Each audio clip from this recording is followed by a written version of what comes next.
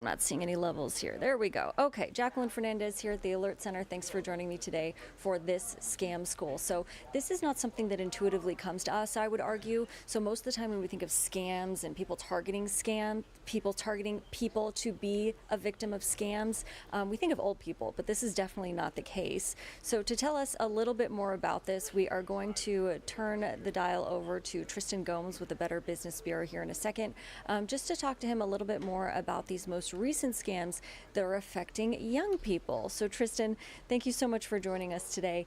Can you tell us how this all started, like how this came about? Yeah, absolutely. So here at the Better Business Bureau last week, we had the opportunity to go to Iowa Western's career fair, where there were plenty of students that were just talking with businesses about, possible internships for the summer or possibly, getting their first job. And I had the opportunity to have some conversations with these students and ask them, what scams have they been approached by? Have they heard of employment scams? And one thing that surprised me was how few had really heard of employment scams, or if they had heard of them, weren't really sure, what they consisted of. And so it was super interesting just to hear their thoughts, and quite a few of them were wowed with, the scams that are out there. Yeah, okay, that is awesome. All right, well, it's cool that we're getting this out now. By awesome, I mean it's awesome we're getting this out now. Sorry about that. But so these employment scams are becoming very common, and I do have the notes that you sent me earlier that I'm referencing. So, how can I tell the difference between a real job offer and a fake job offer? Like, is there a 411 that you can kind of give a hint to, or is this just, seems too good to be true? Probably is. Yeah, definitely. There are definitely a few tips that we can easily give out. And I think to start, just explaining how this scam works.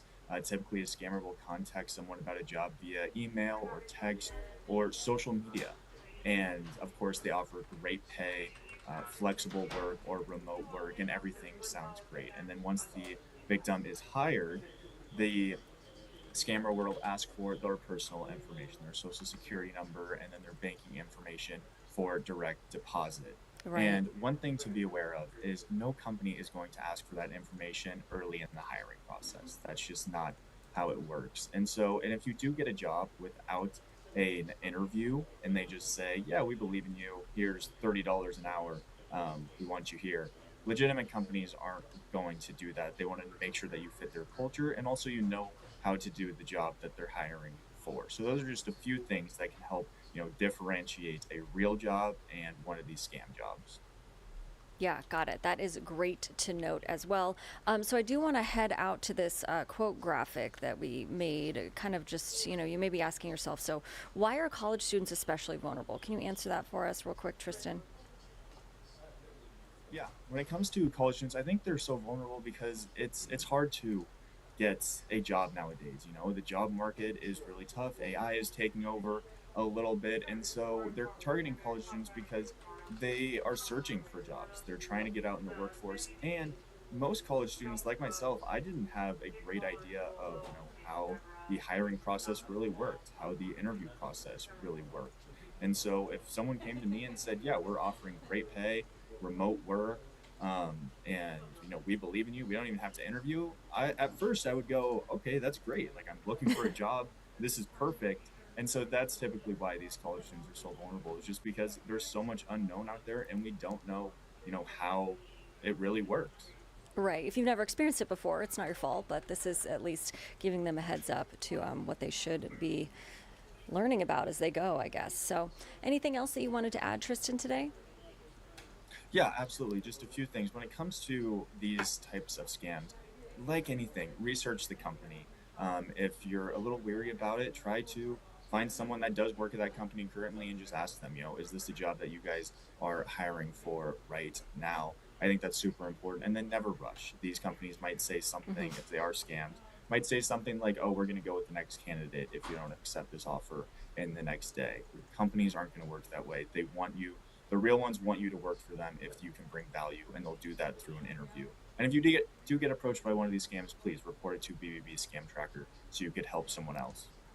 Yeah, I was just gonna head there. That's great. Thank you so much for your time today, and this alert. Yes, As I mentioned when we first got started here, I mean, it's like we think of old people when it comes to getting scammed, but watch out for the young ones who are starting their careers. So Tristan, thank you so exactly. much. Thank you, Jacqueline. Have a great day. You too.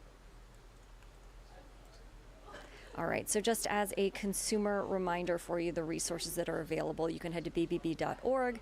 While you're there, they have consumer tips, the latest news and scam alerts for you. While you're there, you can report a scam. Always important to do so. We have these statistics on how often scammers are doing X, Y, and Z, and the general number that we see isn't as high as it likely is because people are afraid to report. So make sure you do that. And you can also find a business. So for the topic for today, if you're questioning the legitimacy of a business, head to bbb.org, and that could help you out.